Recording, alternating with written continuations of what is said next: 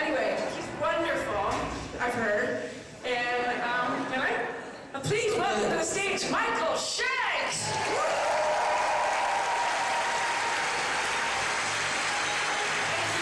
Thank you so much. I love your work. So much.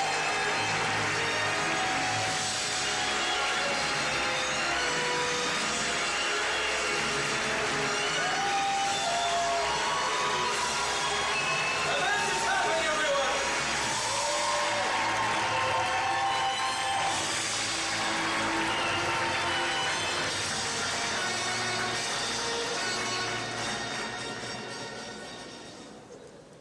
Ooh, good, my vodka's here. Thank you. Jen. No ice. Many to choose from. I know. It's like picking your favorite child, right? I mean, how does anyone choose a favorite death? Well, the radiation one would probably be the least favorite, right? Because that's a pretty awful way to go. I watched the Chernobyl miniseries, and that's pretty gross, how they actually portrayed that. We didn't, because we couldn't afford their level of special effects. My favorite death,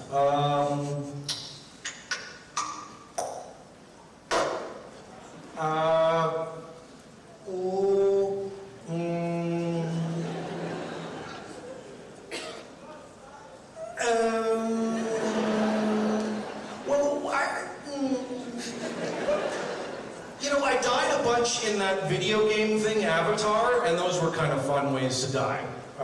And Chris was having a ball shooting me, so let's go with that. Yeah. All right. And what are you dressed as, just out of curiosity? Good. Oh, okay. Okay. Thank you. All right.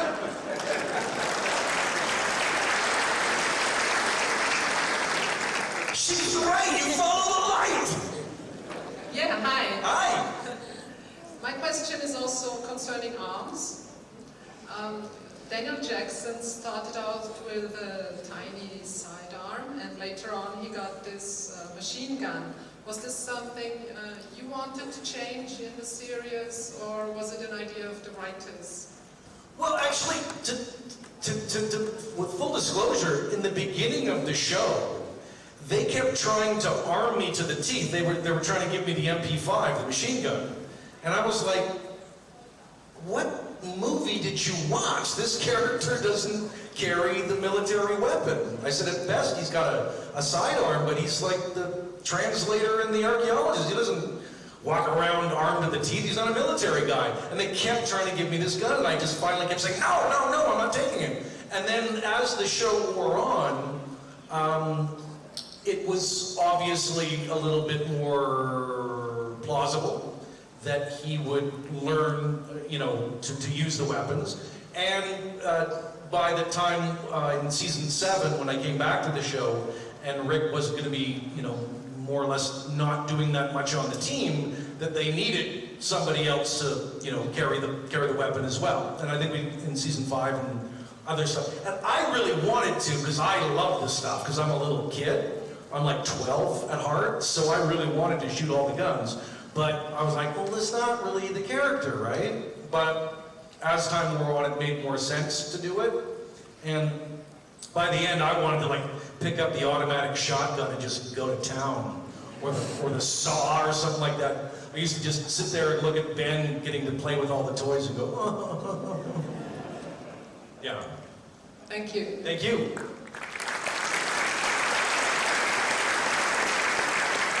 Hello. I have 2 questions. The first one is regarding the casting process of SG-1. Did they call you up? Hey, we need a replacement for James Spader, or how did it go? Did you audition? Yeah, I was living in Toronto at the time. I just finished my second season at what's called the Stratford Festival in Canada, and I was unemployed and sleeping on my friend's couch. And there was an audition for this part from this movie, and I just thought, because of the size of the part and the character being played by James Spader in the movie, I was like, I'm not gonna get this, so I'll just go read it. And when I watched the movie again, I went, oh, they kind of are just looking for the way they've written the part. They kind of just wrote it just like Spader played it, so I kind of Spadered it. And lo and behold, that's what they were looking for. They really liked that. So, so that's why I was Spadered in a corner for the first couple of years, because that's what they really wanted. Because Rick was going to be so different that they wanted somebody that was going to be a little bit more like the character in the movie. So, and then what happened was I auditioned once in Toronto. A month later, they flew us down for a screen test in Los Angeles. And there was 3 of us reading for that part. There was like 9 people reading for Teal'c, 3 people reading for Carter, and 2 people reading for General Hammond, and Rick was there to read with everybody as well. And that's where Amanda and Chris and I actually started bonding, was because we kind of gravitated towards each other during that process. But when we were done, it was like 4 or 5 hours of, you know, people going in the room and coming back out, and some people being sent home, and at the end, I was the only Daniel Jackson left, and I was like, oh, this seems to be going pretty well. And so I left feeling pretty good, and then somebody came running out. I was just making plans with Amanda to go do dinner or something like that, and somebody came running out, and I was like, oh, yes? And they were like, hey, Michael, and I'm like, yes? Can you come back tomorrow? And I'm like, yeah, sure, why? They said, oh, because we've got a couple other guys that we're going to read for the part, but they couldn't make it till tomorrow, so they want you to come back for tomorrow. So I had to go do it all over again the next day. So it ended up being like 10 hours of auditioning, so it ended up working out, but my God, my nerves were shattered by the end of it. So thank you that you did that. The name from all of us. And here we are. And I have. There were easier scenes and more difficult ones. Yeah. I was wondering if you could tell us about one of the more difficult scenes you had to do that you were really proud of in the end. Everything, I'm going to try to film something. Everything I did with David Hewlett was hard. And no, in all seriousness, let me see if this works. In all seriousness, let's see if that works. I'm going to be like gigantic. Sometimes the stunt stuff was hard. For example, there was a show called 30, what was it, with the bug? What was it called? 38 minutes. It felt like 38 hours. That was hard. What people don't understand is that sometimes when you're shooting, not everything hasn't been thought out. So, you know, they built a puddle jumper that was true to size, meaning it was small. And then the producers are like, yeah, but now we can't get a camera crew in here. It's like, oh yeah. And so there were these problems. So we had a very small puddle jumper.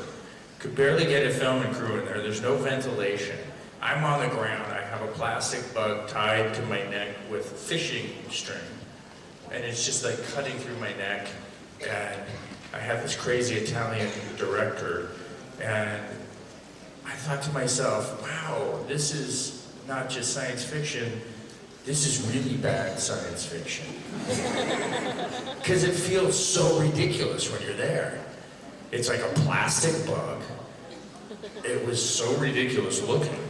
And I just thought to myself, what happened? What happened? And then, you know, as it turned out pretty good. And that's when I realized that no matter how difficult something is in the process, you have to have faith about how it turns out. And sometimes you think something's really good, you look at it and it's terrible. So there's both ways. But sometimes the stunt work is the most fun, and sometimes it's the most difficult if it doesn't go right. One time, they had me, and I don't remember the particular episode, but I'm on the upper balcony, and I get pulled through the banister down 2 floors, and they hooked me up to a wire and a vest, and it's a pretty big deal. I mean, it's like, you know, that high onto that, and it's a pad, but it's still a pretty big deal. And they go, okay, we're gonna count to 3. We're gonna go 1, 2, 3, and we get pulled. So we do this, and it's like 1, 2, 3. Nothing happens. And when you're ready to be pulled off 2 floors, you're kind of like, all right. And then it doesn't happen. So we're like, all right, let's do it again. All right, do it again. 1, 2, 3. Nothing happens. Like, Jesus. And the banister, which was breakaway, we have a breakaway, like a breakaway bottle and a non-breakaway bottle. There was a section that was breakaway and a section that wasn't breakaway, and I went through the section that wasn't breakaway. Yeah, that didn't feel so good. But for the most part, I don't know about the difficulty part. It's very different. When you're on a TV show and you know your character, it's pretty easy to make things work. On a new project, with a new character, and material you're not necessarily like been working with too long, sometimes it's difficult. Especially if you have to get to some kind of certain emotional level. So I would say that's the most difficult. But for the most part, I don't remember anything being particularly difficult in Stargate. It was, it felt like, oh no, that's my character, I know what I'm doing, and so forth. Thank you. Come on, find a seat.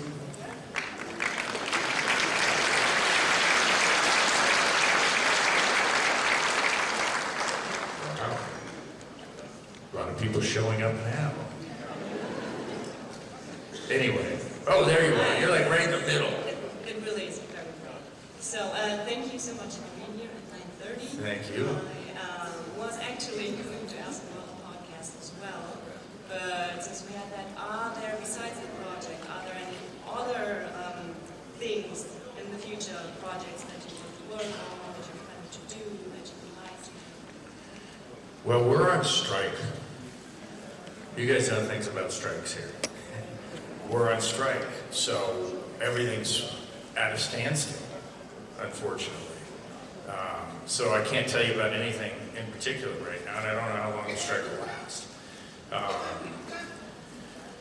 Having said that, the last thing that happened that, I usually don't talk about things that don't happen, but what really, okay, I get a call from Jason, he's in New Zealand. He's like, Joji, all right, man, I think I got something for you here. And there's only 2 parts for white people in his new show, okay? And one is to play a British admiral, and he's shooting in New Zealand. And we thought that could happen, but they, for a lot of tax reasons, have to go with New Zealand actors. So I really thought that was gonna happen. And it's a bummer that it didn't, because it would have been like, he's like, yeah, man, you live at my place. We'll just hang out. Okay? So, that could have been fun. But it didn't happen. But something will happen. Oh my God, see, I'm being ushered. Who's next? I want to know who's next. Maybe I'm just going to stay right here. It's Dr. Hubert Zitt. What's that? Dr. Hubert Zitt. Oh. He's next. Can I answer one more question? He's a funny science guy. We'll take one last question. What's that? We'll take one last question. Sure. Yeah. Thank you. Cool. Oh, there he is. Yes. I just wanted to ask, you're a championship skier, you surf, you do all these stunts. Are you an adrenaline junkie, or is it something just primal that makes you want to get your heart racing and then do all these amazing things that stereotypically most of the people in this audience don't have much experience with? You know, I love that term, championship skier. I haven't won many championships, but I like just saying that. It sounds great. I don't know. I just grew up with sports. And a buddy of mine who was my roommate in college, we skied. He was the coach of the U.S. ski team. We were biking about 4 or 5 months ago, and he said to me, we were cruising down something. Wow, I looks. That's frozen. And he said, you know, you should have been a professional athlete. And I realized that, yeah, I probably should have been. I think I would have enjoyed it. And I just didn't have the training. You know, I don't know about you guys, but the way we grew up, my parents were like, oh yeah, we have a son. What is his name? Is he here for dinner? You know, they had a lot of kids. They didn't focus on you the way we do with kids today. And we spot something out in a kid, we're like, oh, you're good at that, let's go do that. It sounds like I'm blaming my parents, and I had a great childhood, don't get me wrong. But it was just a level of naivety. They didn't know, I mean, they didn't even understand the level of skiing I was doing. They just didn't even get it. I want to tell you, just as a great button on all this, is that we talked about how I worked in the White House, and my dad thought it was it was a disaster, like, what are you doing leaving that? And then cut to a few years later, he flew up to Vancouver to have Thanksgiving with me, and he knew I was shooting something up there. And he said, so what are you doing? I said, oh, I'm on a TV show. It's like on the air every week. You can watch it if you want. He goes, oh wow, that sounds great. I mean, it was really like, they weren't really focused, obviously, on us. And so that was the way I grew up. And I think that, you know, I had to navigate it myself. And, you know, in some ways, there's a good part that my parents weren't too focused on me because I could get away with all sorts of stuff. They had no idea what I was doing, and it wasn't always good. But anyways, thank you for your question. Apparently, I have to get off. I wish you all the best. I hope to see you guys. I'll see you on a panel tomorrow with all the other Stargate guys.